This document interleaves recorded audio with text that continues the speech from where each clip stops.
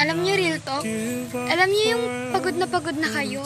Pagod na kayo sa buhay niyo, pagod na kayo sa mga problemang dumadating, pagod na kayong umiyak, pagod na kayong masaktan, pagod na kayo sa lahat-lahat.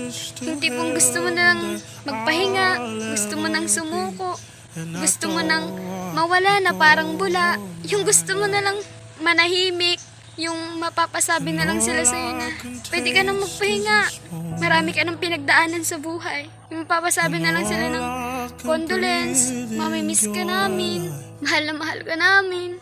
Yung gusto mo na lang mangyari, matulog na lang.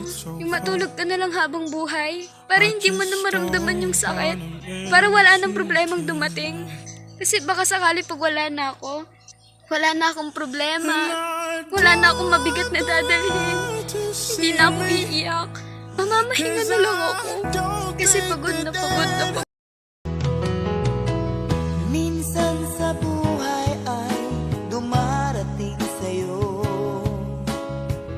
kay bigat na